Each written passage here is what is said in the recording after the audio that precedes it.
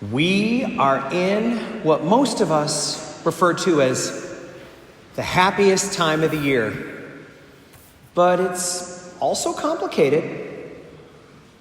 It's complicated because, for one, because it is so filled with beauty and happiness and good things, we can let our expectations get sky high.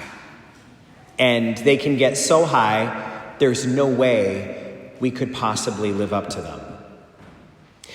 And human beings are complicated. We're all very complex. So our situations, when we bring complex people together, can get really complicated. And the story we're hearing in the gospel today is about a time of year for Jesus' people that was very much like Christmas is for us today. Passover was a family holiday. You went out of town to visit loved ones on that holiday, as this family did, going to Jerusalem. You ate special foods. Everyone knows about the Passover meal. And you often took time away from your normal schedule to be with others. And on this particular Passover, we hear that Jesus did something that hurt his parents. Mary makes it crystal clear. We don't know exactly what happened. We only know the details that we have. But we can imagine what happened because we know what family life is like.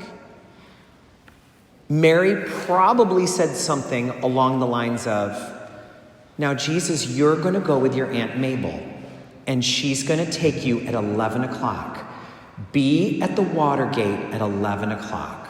We're going to be leaving." And we don't know exactly what happened, but Jesus wasn't there at 11 o'clock.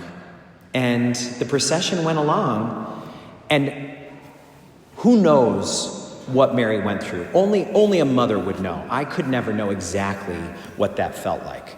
But Jesus staying behind and Mary realizing it and panicking is a story that a lot of us can put ourselves in the vicinity of. A lot of us go through something like that with Christmas. We go there with expectations and excitement, and we leave with maybe some hurts, maybe a little grievance. It happens in a lot of different ways. I was talking with a friend of mine who was facing this Christmas as the first Christmas with a big divorce in the family. And they were trying to figure out, how do we do this? Because the ex is beloved. But they don't want to invite the ex to a gathering where their brother is going to be. What are they supposed to do? So they talked about it, and they decided they had a plan that they thought would work for an alternative celebration. And when they presented it to the ex, it backfired horribly. Big mess. Lots of hurt on all sides. And the ex said to my friend, "How could you do that to me?" That's a phrase a lot of us say in our heads. How could they do that to me? And this Holy Family Week gives us a chance to really take a look at that. It's a big life lesson. Sometimes this is a huge epiphany for us, but people don't do things to us. They just do them. Very rarely do you do something in the direction of someone else. You just do what you think is best for you or your situation or what you most want, and then the chips fall where they may. We might say, how could he or she do that to me? But it's very unlikely that they were doing it to us. They were most likely just doing it. And this is exactly what Mary says in the gospel today. "Son, how could you do this to us? How could you put us through this?" And you can hear the suffering in her voice as she says it. And Jesus says, "I wasn't doing it to you. I was in my Father's house." We don't get to hear him say, "I'm sorry, Mom," but we can imagine it. What we do get to hear is immediately he was obedient to them and he went home with them. Kind of beautiful, simple words. He didn't puff up and say, "Who do you think you're talking to?" He went home with them. And he wasn't doing it to them, but when he realized that it hurt them, he didn't make a bunch of excuses or grandstand. He just went home with them. You know, I don't have any proof of this, but I have a feeling that what I'm observing is probably based in something measurable. Doesn't it seem like there's a lot more people than ever before who are cutting themselves off from other family members? That's becoming more common, it seems to me, where you'll find out that someone doesn't talk to their family anymore. And that might be going on for some of you right here. I know that in some parts of our parish it is, and I don't want to push on a bruise with that. But I think it is something interesting to talk about because the research shows that if you cut yourself off from relatives, you will suffer. The research shows that the amount of happiness a person has to give up to cut themselves off is so great, they should avoid it at almost all costs. In fact, the researchers who did a study recently at Harvard said, you should only cut yourself off from family in cases of abuse. Political differences? No, it's not worth it. You will suffer way too much. Old grudges, disagreements about even values. It's not worth cutting people out of your life. Abuse, certainly perhaps, but not lesser than that. The amount of suffering you have to go through to cut someone in your family out of your life is not worth whatever statement you think you're making. Because we know that there are so many of us who've experienced estrangement in our families or in our lives, we have to know that to be a holy family cannot possibly be the same thing as being a perfect family with a spotless track record. How in the world could imperfect people like you and me have a spotless track record in our complex families? That's impossible. It seems that what makes a holy family is what we heard in the gospel today, a family that can course correct, a family where, son, how could you do this to us? And then adjustments are made to repair that breach. And if we're paying attention, we'll notice that sometimes we're the ones being generous to someone in our family. Let Uncle whoever say that. You know how he is. Don't kick him away from the table. Yes, we disagree, but there's those situations. But then there's the other situations where we didn't even realize we were the ones that people were being patient with. We were expressing opinions that we really didn't know much about. And we'll only maybe realize that after the fact.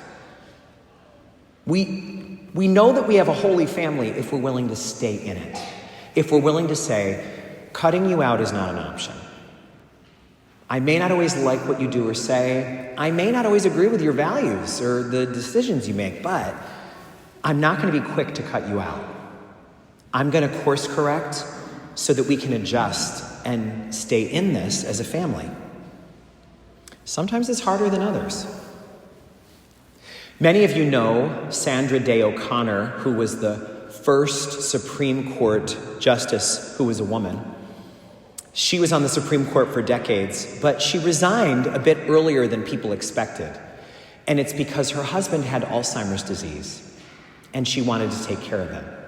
So she gave up her seat on the Supreme Court.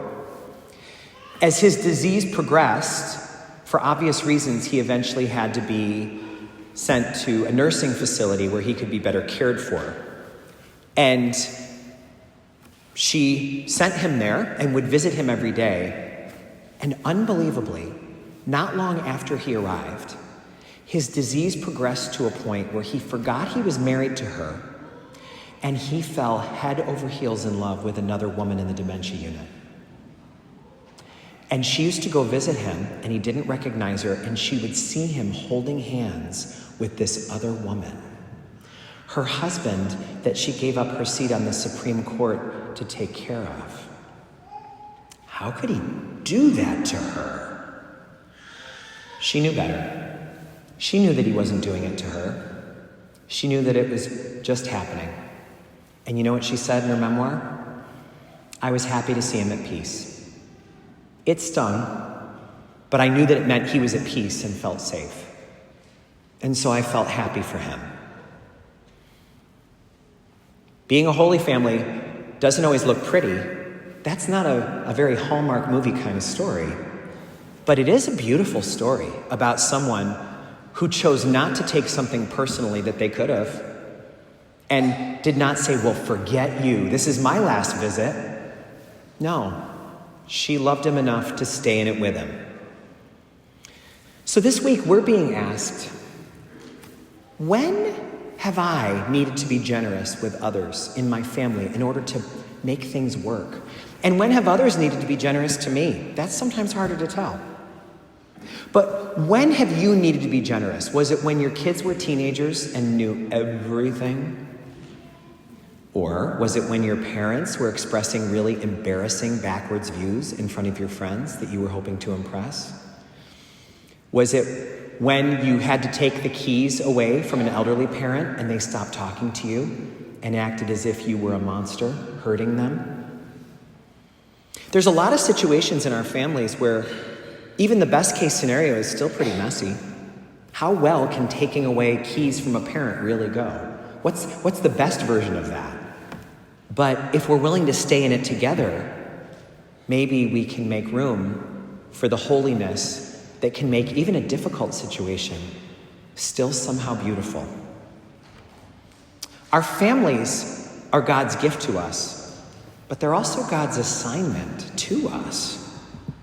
So, let us see if we can do our part to take things a little less personally, be a little more generous to others when they need someone to show them grace, so that we can keep course correcting and keep moving in the direction of a holy family.